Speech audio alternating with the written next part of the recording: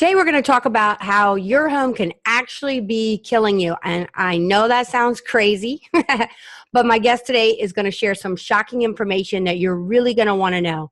He's a doctor who's board certified in integrative medicine. He's also a clinical nutritionist and a chiropractic neurologist. God, it's an alphabet soup. Let me tell you, Dave, it's crazy. He is author of several books, including the #1 bestseller, Food Sanity, and he's the host of To Your Good Health radio show on iHeartRadio and has a podcast as well. It is my honor to introduce Dr. David Friedman. Hey, Dave. Hey, appreciate the invite. I knew I was going to mess that up. You have the alphabetic soup of awards and credentials and degrees and shows and things that you do. I mean, it's really quite remarkable. I could have spent half of this episode just talking about everything you've done in your life. It's quite amazing. You would have put me to sleep. So anyways, I just picked the highlights of what, some of my favorite things I like.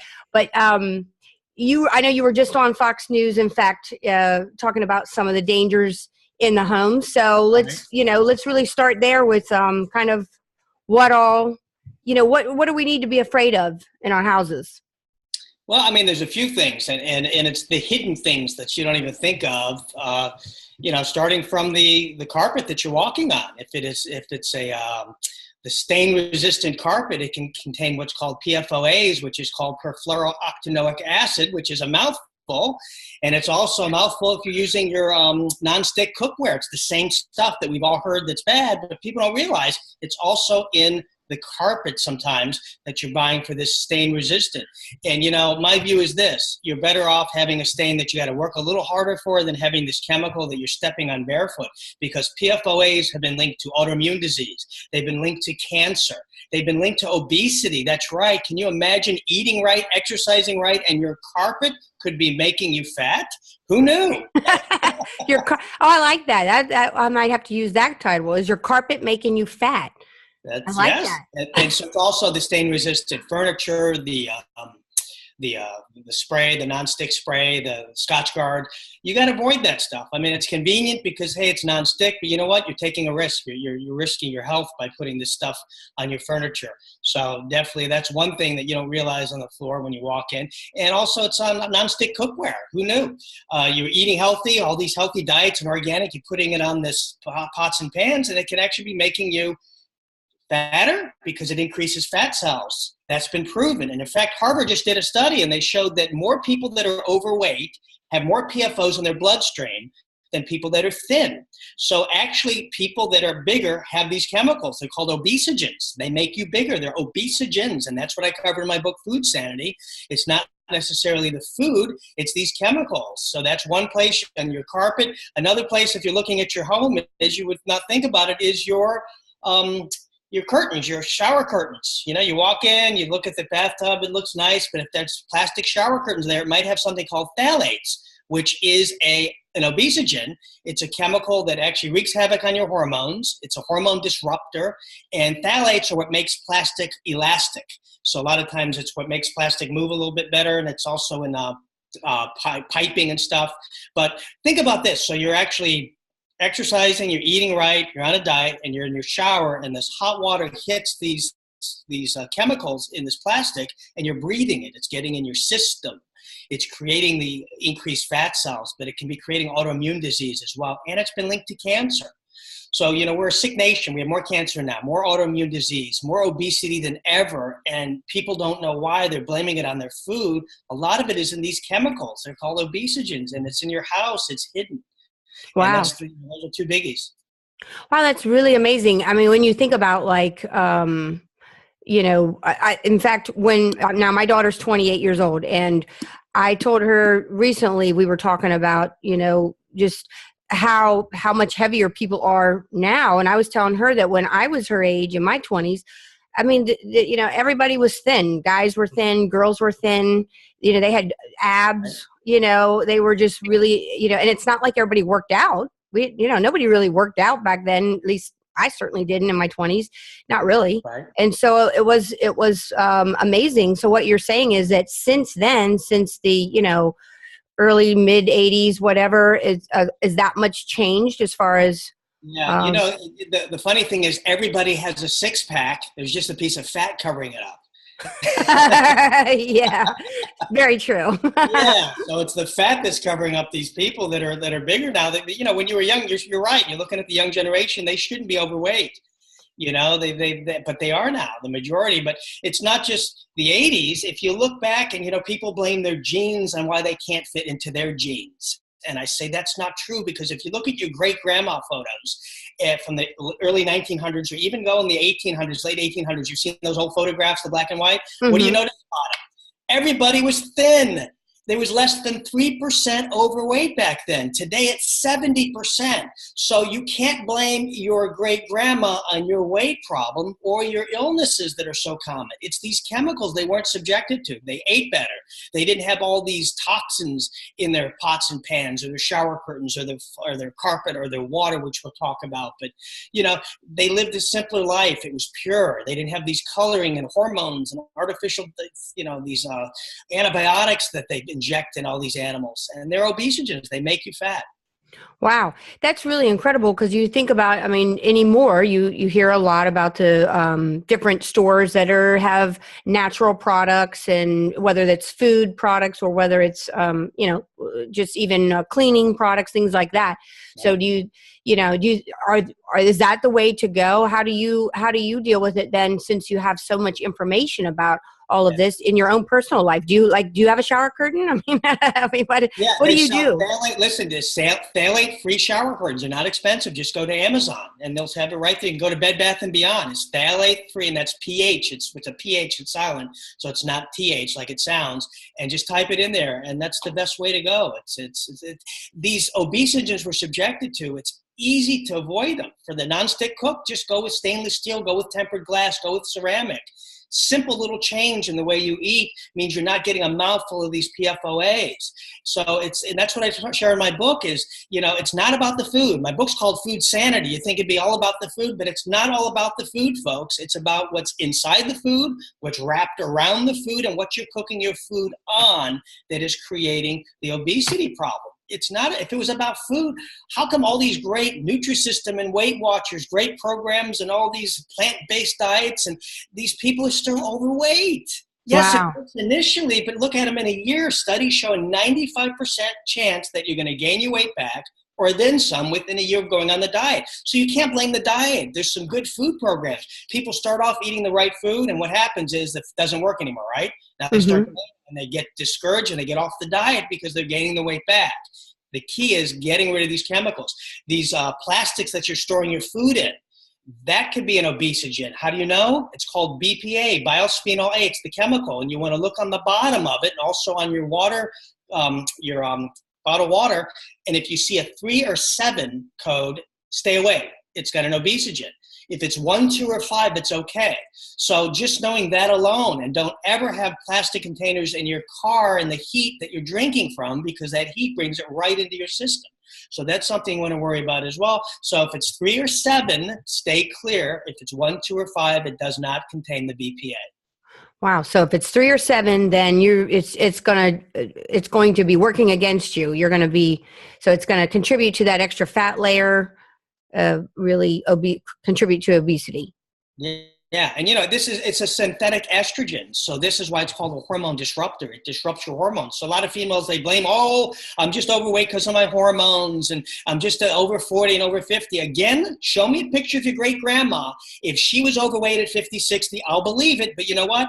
Chances are she wasn't. You can't blame natural hormones. What you can blame is these hormone disruptors that take over your body and build extra fat, and that's what's in the BPA. That's what's in these plastics. So you don't never want to get a plastic and put it in the microwave, because it's leaching in your food and you're drinking and eating this stuff. So instead, you want to use glass, you want to use ceramic when you're using a microwave. So simple little things that you can do that's not a big deal. You still eat what you want to eat, but just stay away from that stuff around it. And of course, then there's stuff in the food as well. Wow. So you're saying use glass, use ceramic if you're using your microwave. Is that true? I guess. Well, you were also talking about the pans. What about like the pans that you put in your oven and they have the coating on them, whether it's a cooking sheet or a pan for a casserole? Yeah. The best, I use tempered glass, and that's great. Has a nice slick feel to it. Or you can use stainless steel. You can use ceramics, really good. Just when you get that non-stick cookware, that's got the PFOAs. And like I said, there's studies showing that this is in the bloodstream of people that are bigger, and people that are thinner don't have it. There's your proof. It was a recent study by Harvard. It was published in PLOS One Medical Journal. So there's really some science behind why we're so obese, why we're so sick, why we have autoimmune disease, why does everybody have such food intolerance? You know, it's so funny how everybody's go, oh, they stay away from wheat, stay away from gluten. Well, why was gluten and wheat okay 10, 15 years ago, and now your body's reacting so bad to it? Don't blame the food. Don't blame the gluten. Don't blame the wheat. You can blame it on these obesogens. And, you know, there's some of them in foods as well that I cover, but it's really not the food. Our grandparents ate the same thing we do. They ate the potato chips. They ate the steak. They ate the hamburgers. They ate the pizza. Why weren't they overweight? We eat those same things and we get overweight because of the things inside of our pizza, inside of our hamburgers, or wrapping around. Even the stainless, the grease-resistant packaging at your fast food restaurant, that has an obesogen. That has PFOAs, the same as in your nonstick cookware. So they put that hot, greasy hamburger on that packaging, and it gets right all those chemicals. So the hamburger's not good. I don't advocate eating hamburger, but imagine eating a hamburger and a mouthful of these chemicals that are disrupting your endocrine system. Wow. When you say you don't recommend eating hamburgers, do you subscribe to kind of a low meat or no meat diet? Yeah, in my book, I studied cultures around the world that live to be beyond 100, that are healthy. We're talking, they still go hiking, they go swimming, they still have sex over 100, talking 110, 115 Wow. years of age. And, you know, you live by example. And what diet did they eat? Mostly plant-based, little bit of animal, very, very little red meat. So in my book, I go through every chapter of all the foods, and red meat is really the worst on the list, because there's a molecule called NAU5GC, which they discovered, that's inflammatory, and it exists high in cows. And when we eat it, our body attacks it, creates histamines, and it's been linked to cancer, it's been linked to heart disease. That does not exist in chicken, doesn't exist in fish, doesn't exist in vegetables. Those are good foods. So when you're looking at the meat where we designed to eat it, I look at that, and I look at these chemicals that are in there as well, and it could be natural chemical that process right in there that's in the meat can wreak havoc on our health. So when people talk about like man boobs and all that kind of stuff, is that from, so where men get almost like breasts? So that's from a lot of the estrogen that's pumped into a lot of the, you know, chemicals in our food? Yeah, Or, not only man boobs, but infertility, and it destroys your sperm count and decreases your muscles. It makes you have more of a more cortisol increase, which is the belly fat. So wow. not just the man boobs that's common. And you're right. You know, it's so funny. You see some of these people with these thin legs and thin arms, and then you see these man boobs and big gut. And it's like, man, it almost looks like it's unproportionate. It doesn't look like it should be part of their body, because that's where it focuses. That's where, for men, that's where these endocrine disruptors focus. Wow. So gosh, that's just so crazy. And, you know, when you were talking about the, in fact, I am so going to download your book today. I haven't had time to read it, but I am going to read it because I'm so fascinated by this topic, not just the food, but also just even, you know, all the different things that like with the plastic bottles and all the things that you talk about. But I really like studying the blue zones, where you're talking about, where people throughout the world, throughout the globe, where there are pockets of people that have lived to be over 100. I know in California, there's a Mormon area that's one of the blue zones where there's a lot of Mormons, and they don't hardly eat any meat at all. I don't know if they eat any, but if it's not much. Other areas that, you know, and there's one of them, I think it's in Italy. It's been a while since I looked at some of that research, but I've always been fascinated by it because, like, they drink wine, they drink alcohol, not just wine, but alcohol in moderation, but they exercise, they eat a lot of different things. And, you know, because I fully plan to live to be a centurion. I definitely want to, it's something I've said forever. I want to be 100. I'm not one of those people who like, okay, I'm 60, so let me die, or I'm 70, or I want to die. I'm 80. My mom's 83, you know, so she's like, you know, doing great. So what are you going to like, oh, okay, I'm 83 now, I'm ready to go. No, I don't want to be that way. I want to be, you know, so I really like this topic today because it's not just your health and everything. You learn by example. You look at people that have achieved it. If you want to be the best karate expert you could be, go take lessons from a 10th degree black belt, right? If you want to live the longest you can be, the healthiest and the happiest, you learn by people that have been there and done that. And that's what I studied in the book. And it really is more of a plant-based, but we do need some, I'm not a vegan or vegetarian. We do need a little bit of the animal. And I'm what's called a flexitarian. I live by a flexitarian diet, which is a marriage between flexible and vegetarian. And that's about an 80% 80% plant-based, 20% animals, which would be eggs, organic chicken, and fish. And those are what I gravitate toward. Well, I got to ask you a couple of things that I don't want to forget to ask you. One is I love tuna fish. I always have. I don't know why, but I could eat tuna fish probably 3 or 4 times a week for lunch, and just tuna fish sandwich.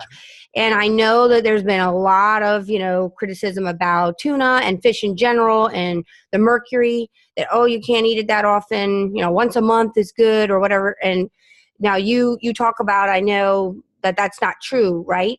I'm hoping that's correct. Yeah, well, I'm a big fish lover, so I kept hearing every expert saying, avoid certain fish because of the mercury scare mercury, and the FDA side void it for mercury, and I kept hearing mercury, and I would talk to patients about fish, and I'm scared of the mercury, and I'm like, well, maybe I should be scared of the mercury. Let me go and research it. Where did this come from? And as I researched, I found the complete opposite. I was trying to find people that had been damaged or hurt or sick or died because they ate mercury, wild-caught mercury from fish, and I found the opposite. People that eat more fish, including tuna, are healthier, they live longer, and then people that don't. And I found cultures around the world that eat tuna 3 times a day. That's the highest mercury. And they're the epitome of good health. They don't have any mercury toxicity. And I went a step further. I said, what about it damaging the fetus, right? We've heard that. If you're pregnant, you want to avoid fish because of the mercury. And I researched, and I found that females that are pregnant that eat fish, primarily tuna, have smarter children, higher IQs than those that don't eat. And I'm like, well, where did this come from? This is some big myth. And I found out that fish are the redheaded stepchild of food because there's no money involved. See, when you get a wild-caught fish from the fisherman, it sells right to the restaurant or the store. It doesn't go through hormones. It doesn't go through antibiotics. It doesn't go through the dyes. The number one customer of antibiotics in America that purchases 80% of the antibiotics sold is farmers. It goes into the cattle, into the pigs, into the chicken. So those are the ones that are lifted up as we want you to buy them because that's the big multi-billion-dollar industry. There's no money made. Follow the money. In my book, I follow the money. So that's where it came from. And then I went a step further. I said, all right, is there mercury in this tuna? Yes. Is mercury good for us? No. Then how come it can be helpful? Because fish, if they have more selenium than mercury, it cancels out the negative mercury effect. So I researched 18 of the most commonly eaten fish in my book, and all of them have more selenium than mercury, except for the mako shark. So folks, play it safe. If you see mako shark on the menu, don't buy it. But if it's a wild-caught fish, don't worry about it. The selenium cancels out the mercury. It protects the brain. So God created this perfect entity that it's kind of like the eggs. Remember when eggs was all high cholesterol, stay away from eggs for decades, right? We were told. Restaurants didn't sell them. Cardiologists said, get off that. Everybody said eggs were so bad. And then science said, well, wait a minute. Eggs do have cholesterol, but they contain lecithin and choline, which balances out the cholesterol. So it actually lowers your cholesterol. So it's okay to eat eggs now. Same with fish. Fish just it's not big news because it's a big non-money maker. But I'm here to make the news and tell you that wild-caught fish are fine. Of course, farm-raised salmon, not a good thing. Farm-raised fish, tilapia, and so forth. But when you're dealing with wild-caught fish, it's the best healthy meal you can eat. Well, and you just explained why my kids are so smart then, because I always ate a lot of tuna growing up, tuna noodle casserole. There's something fishy about their smarts. That's so funny. Well, so now we're talking about carpet. I've got 2 dogs and a cat. So in fact, I just recently, within the past year, I replaced my carpet, and I got the stain, pet stain resistant, supposed to be, like fabulous, for that. So you're saying really that's a concern. I really, should not be walking around in bare feet on that carpet because it's got probably some chemicals that are bad for me. right? Yeah, if it's the stainless steel, not the stainless steel, but the stain resistance, it can be. And with me, I got the hardwood floors, and then I've got a cat that vomits and makes stains of the same thing, and it's just part of having a cat, and it's just better off than dealing with chemicals. Why would I want to avoid cleaning up more and have cancer? If you look at that, you're better off avoiding that. And, that's one thing. And one thing we didn't talk about is the chemicals that's in, your pipes, that's in the water. And that's even more serious. It's interesting because I just had my water tested. We've had a major increase in sickness in my town. And it's because DuPont has been dumping chemicals in the water. And it's gotten a lot of people sick. We have a high autoimmune disorder. We have high cancer. People are dying. So I had my water tested, and I've got it right here. You would not believe the toxic chemicals. These are 10 toxic chemicals are in my pipes, in my water. We're talking Gen X, which is in the family of C8, PFOA, PFOS, PFP. I wouldn't give you the chemical name because you'd be bored. Phenylhalapropythylamine, you don't need to hear, but there's called Naphion, which is a cancerous carcinogen. None of this should be in the water, but it's in my water and it may be in your water. So what you want to do is you say, oh, I got a good filter. I have an alkalinizing system. Doesn't matter. This stuff goes right through those folks. What you want to do is in your home, you want to get a reverse osmosis system. It's the only thing that will get these chemicals out. And people say, oh, but that gets rid of the minerals, and we need minerals. Folks, get your minerals from food. Avoid these cancerous chemicals. Who cares? Yes, I'm avoiding the minerals too. I don't care. Let it filter out the minerals, but filter out these chemicals that are killing people. And I'm telling you, this stuff comes from the plastic lining. It comes from the where they're making the water. It's also from the the pipes from your sink. They come through there, and there's all these chemicals in there, and they're carcinogen. And people are dying from this. I know people that have family members that have died because of my water in my town. Wow, I have seen some things on TV about your area in North Carolina. You're in North Carolina, right? Yeah. And how serious that is with the water there. So hopefully they'll. It's everywhere. You get it checked. It's everywhere. There's phthalates. We talked about phthalates. They're also in water. The BPA's in water because of the plastic pipes. So you're drinking this stuff that we're talking about earlier, and much more that's in there. So the big thing is you walk into your house and you say, "Oh, I love my house, beautiful," but your house could be killing you. You could be dealing with these chemicals. You can be dealing with mold, which is another topic. And, things that you don't see, these hidden little things in your home that, you go to for safety and you go to for, to spend time with your family, and your family may be cutting their life short by living in that house unless you play detective. You can still live in a healthy environment, just play detective. And that's the key. Don't be so trusting. Now, you had some experience yourself, in fact, right, with buying some real estate that had mold in it, and you didn't realize that when you purchased it? Is that well, I realized there was some mold on the wall, and it says, I'll just buy it, and I'll sheetrock it and fix it. And I didn't realize that, the old saying, if you see one roach, there's probably hundreds hiding somewhere deep in the house. Mold, that same thing could happen. Mold is a sign.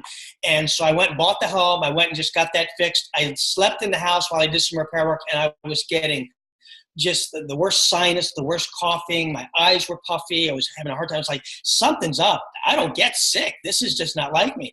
So I decided to do a test, and they went in and they stuck the little camera down in the vents, and they did the testing and found that it was just loaded with this toxic mold. So long story short, it was very costly. It ended up costing me $18,000 because I didn't do that little test before I bought that house. So realize when the home inspector comes in there, he's looking for structural problems. He's not looking necessarily for things that's going to harm your family because that's not his forte. He's making sure the structure's good and the bank can resell it if you foreclose on it. That's what they're looking for. And if there's mold, they'll write about it, but use that as a guide and say, I'm going to pay the extra few $100. I'm going to call somebody. I want it tested. You don't want to be breathing this stuff. And like I said, it costing me $18,000. It was a very costly mistake. And now it's these hidden little chemicals, and mold can cause cancer. It can cause all types of stuff. Yeah, mold is a funny thing as far as not really funny, but it's one of those interesting things to where when a home inspector, a lot of times, to be honest with you, it's just, at least in this area of Maryland, that it's just a little bit of mildew, and any home inspector worth their salt will tell you that all crawl spaces have certain amount of mold and mildew, and all homes have a certain amount of mold spores and so forth within it, and bathrooms and just in the air in general. And there's a healthy level and a non-healthy level. And mold is one of those words where, gosh, some people start freaking out if you say the word mold even, but I know that there are legitimate cases like you're describing where it truly is a problem and it truly can make people sick. Yeah. And again, you're going to find mold because your bathtub leaked and, maybe on that, that's a little bit different. But, in my case, it was on the water. So it was a beachfront property, which is real prone to moisture. So if you're in an area that's on the water and you've got some mold there, it doesn't hurt just to get it checked, just to play it safe, because it hides, it's invisible. The inspector can't see it. You can't see it. I didn't see it. I just saw it on the wall and said, oh, that's all it was. No, it was in my entire ventilation system. The whole thing had to be redone, had to be cleaned out. So it was a big deal. And like I said, had I not been smart enough to do that, who knows? People would be living there or renting from there and getting sick. And who knows? They might end up with cancer. Wow. That is definitely scary. And I mean, really, this whole topic is scary when you think about how all the different ways that that you really need to look out for things. Even, even water bottles, right? If you have plastic, what do you call it? Water bottles, just like that are out in the sun or in the heat, those leach chemicals. They leach the chemicals in there. Yeah, and that's the worst thing, is to leave that in your hot car and then drink that water. And like I said, in Food Sanity, I go through all the different obesogens, how to recognize it's not just a problem, it's a solution. There's never anything that says, oh, here's doom and gloom. It's like, no, just read labels. Just know what to look for. And there's obesogens in food. If you just look at the label, oh, I don't want to get that one, and hormones and antibiotics. There's, we just want to eat pure. We want to actually store our food pure like we used to. We didn't have all these chemicals back then. That's why I said your great grandma, she wasn't overweight, and the cancer rate was so just non-existent back in the early 1900s. And now 50% have cancer. That's pretty scary. 1 out of 2 people are said to have cancer. That's a high statistic, in their lifetime. That's 1 out of 2. That's you or me, and that's scary.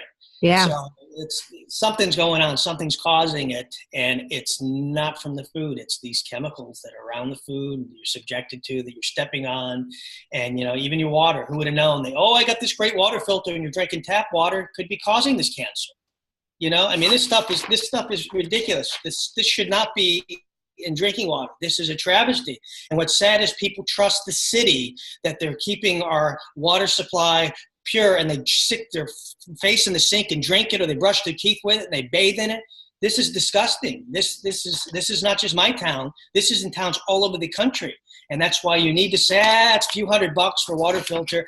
This is $10,000, $20,000, $30,000, $40,000 of medical bills. If you get sick from this, what's cheaper? A couple $100 for a nice filter? Go for it. So did you get a reverse osmosis system? Yeah, got a reverse osmosis system, but I very rarely drink from it. I just use that to cook. I still do not drink from the water. I get water that's bottled water that I bring in, that's pure, that I know is not from this town. So I still do not drink the water. Wow. Well, this is just so much great information. In fact, I wanted to also ask you, do you take vitamins? Do you believe in vitamins? Yeah, I believe that in my book I talk about some of the toxicity of vitamins, because they're made from chemicals, and people don't realize the majority of the big vitamin companies out there are owned by pharmaceutical companies. If you look at people like Bayer, they own the One A Day and Flintstone Chewables. Bristol Myers Squibb owns Theragram M. Pfizer owns Centrum. And just like the chemicals they use to create these drugs are also, and I share in the book, chemicals used to make vitamins.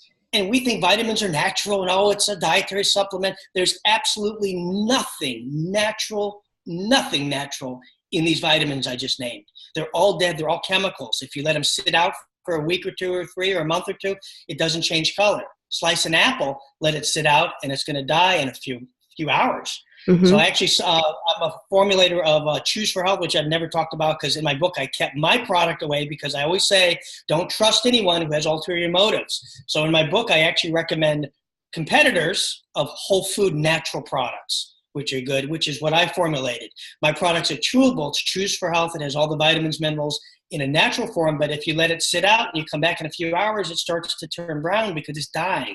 And for something to die, it has to be what? Alive. That's what you want. Living foods. So there's a company called Mega Food, which is another one that's good. I take the vitamin D, and that's all whole foods. That's what you want. So yes, I'm an advocate of vitamins, but not these synthetic junk. My view is this. We weren't born in a lab. We shouldn't have our vitamins be from a lab. We weren't created in a lab. Why should our vitamins be created there? Well, that makes total sense. I mean, it's just kind of mind blowing, all the information that you really share. I really can't wait. And I'm being totally serious. I'm definitely going to download your book today. And I think this information is really kind of exciting just to know. It sounds like what you're saying is we really have to get informed about what's in our homes, what's in our food. We can't just trust anymore. We really have to get educated. So how can people find you? Because I really want people to be able to check out not just your book, but also just, everything you're doing. Yeah, you can, for the book, you can go to foodsanity.com. And the book was so thick, I didn't have room for recipes. So actually, if you go to foodsanity.com, you can download for free my 92-page ebook with 30 recipes on healthy eating. And I talk a little bit about these chemicals and obesogens. And then you can learn more about me and my radio show at drdavidfriedman.com. And you can just put the davidfriedman.com or go directly to my radio website, toyourgoodhealthradio.com, and just interview the zones, the guy we were just talking about with the blue zones. So cool. So we just talked about him. He's up there today. So it's really, it's fun to interview and pick people's brains and kind of learn from them. And of course, a lot of them are confusing, which is why I wrote Food Sanity, because a lot of what I hear is like, wait a minute, that doesn't make sense. Fish are bad for you? And that's kind of where I wrote the book from, is my frustration at a lot of these guests that were just confusing my audience and myself. So I created the Food Sanity to break through the culinary conundrum, break through the fads, the facts, the fiction, and answer the question, what are we supposed to eat? Well, it's so much great information, Dave. I am just really thrilled to have you on, and I hope a lot of people get some great information from you. I certainly have. So I want to thank you again for coming on. Great being here. Yeah. Well, this wraps up this episode of the Pitbull Patti Show, where we are keeping it real in real estate. So until next time.